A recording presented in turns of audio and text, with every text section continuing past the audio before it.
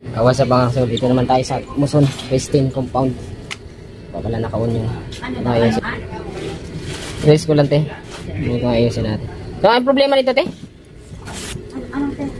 Papaktaw? Ano ba? Nagpapaktaw siya. Ang pangit ang bagsak niya ng ano lumalaki. Tapos yung capacitor niya, yung biglang aangat at biglang itigil. Ah, ayun. Ano yun? Minsan sa capacitor din yun. Titingnan natin kung talaga sa capacitor. Pero pag mga ganyan talaga, sa capacitor talaga karamihan ng sinyal, ano yan. Pag ano, magkano po yung capacitor mo? Mamaya check na rin natin. So titingnan natin mo yung timing niya. So bago tayo mag-start mga kasower, make sure at kung bago ka lang dito sa channel ko, subscribe nyo na ako, Jale Sewing Mechanic. Yun nga, nagtuturo tayo ng mga iba't ibang klase ng paggawa ng makina na pwede nyo matutunan, lalong-lalo na yung mga beginners dyan. So like and share nyo mga kasower, nang makarating sa kapwa natin mananahe dyan, may ganito silang magkaroon sila ng idea. Tara, start tayo. So ito mga kasower, buksan na natin, check natin timing. Nako, ang layo ang timing talaga. Oh, ang layo mga kasower ng timing. Pagdating dito sa karayom, naka-timing siya, pero pagdating dito sa likod, ang layo. Pag mga ganitong timingan mga kasuwer, timing belt ito. Adjust tayo dito sa timing belt. Yung pangit oh. Sana natin. So, marami na rin tayong video dyan mga kasuwer kung paano pag-adjust. So dito lulugan natin ito. Kasi kalalagay lang ng langis kaya lang. Kahit anong dagdag nyo ng langis kung sakaling barado na yung oil pump niya ro sa labas, doon sa loob, wala rin yan. Nagtatagas na lang ang langis niya. So dito tayo luluwagan natin yung mga yan. Hindi tayo mag-adjust. Hindi na to for reels kasi matrabaho ito. Ayan, bibidyohan na natin ang ano. So maluwag na siya mga kasi dito tayo mag-adjust. Hindi ko maano to kasi wala tayong stand. Hindi ko mapapakita sa inyo kung paano gagawin. Pero dito talaga tayo mag-adjust niyan. Sige pa na natin siya, na-timing na natin siya. Ito lang muna natin. Kahit isa lang. Bago natin ikutin. Timing natin. Ayan timing. Ayan, dapat dito ang bagsak niya mga sir. Ayan, hindi dito kanina layo. Bagsak ng karayom dito kanina. Dapat dito sa malapit ng timing belt. Nawala sa timing. Ano ba ang bakit nawawala? Ito ay na siya. Ano ba ang bakit nawawala sa timing? Ano ang nagiging dahilan? Pag ginagamit talaga nawawala talaga sa timing. Baka mabali ang ayan, timing natin. Ayan, ito ay na siya. Ayan. Wow! Okay na to. Yan nga, na-adjust na natin ito. Sige pa na natin lahat. So ayan siya mga kasama, nakita nyo. Nakita ko ulit yung timing. Ayan. Ayan, dinili natin. Subukan na natin patayin yan. Ayan natin. So baka natin sa retaso. Ang dahan-dahan muna.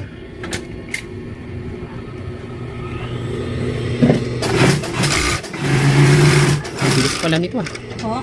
Bilis. Kaya pala ang dalang ng tahi.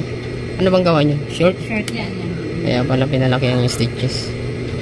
Ang dalang yun. Tumahin naman siya. Sumasabit lang siya. Oo, sumasabit nga. Luwag ka. Dalang.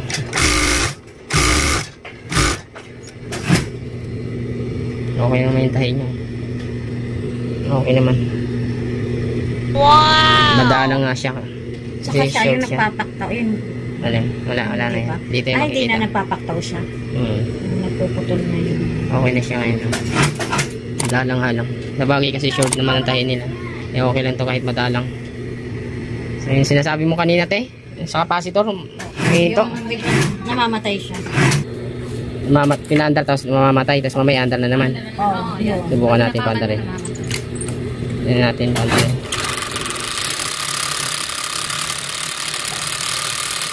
Tuloy naman eh. Okay naman siya. Wow! Na-encounter namin. Minsan pag umaga. Oo. Pag binabagal siya. Ano po yung ibig sabihin mo? Check ko na rin yung capacitor mamaya.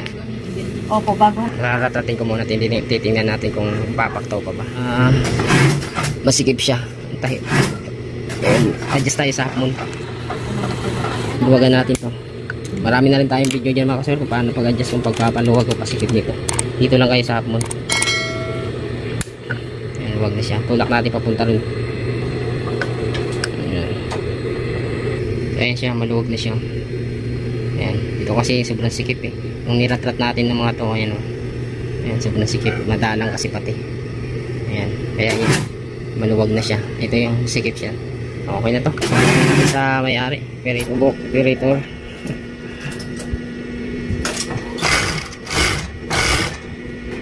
Parang kasi parang tumutuno. Tumadama kasi yung...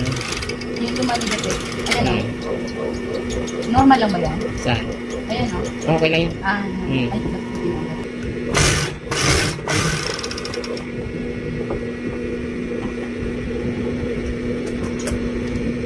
Oops. Hila pa. Nasa pala si ate. andun sa akin. Okay naman siya. Hmm. Ayun. So ayun, ginawa natin mga kasir, na-adjust tayo ng timing belt kasi ang layo, diba? Nakita nyo naman yan, ang layo ng timing belt. Pag mga ganong timing yan mga kasir, adjust talaga kayo ng timing belt yan. Adjust ng timing belt. Ay, shoutout dito sa patahian nila. Break time. Wala nang tao. Antayin natin yung perito. Ang hihina oh. Patayin mo muna, Tim. Patayin mo. Pinapakan mo kasi kagad eh. Wait lang ha, hayaan mo muna siya. Anda rin. O sige, subukan mo.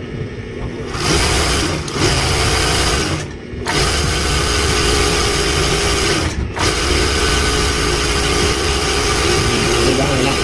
Huwag mo nga, unang apak pa lang, huwag mo napakan kagad. Iakyat mo muna yung... Painitin muna. Oo, sa baba. Sa baba?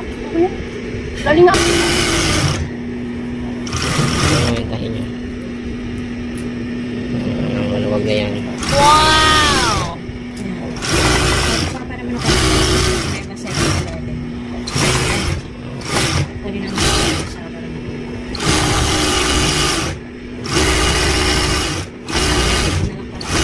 Subukan mo tisan. Try mo sa production. sa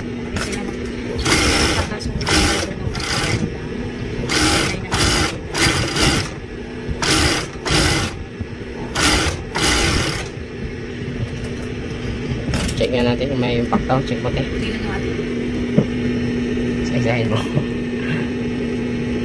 Wala naman.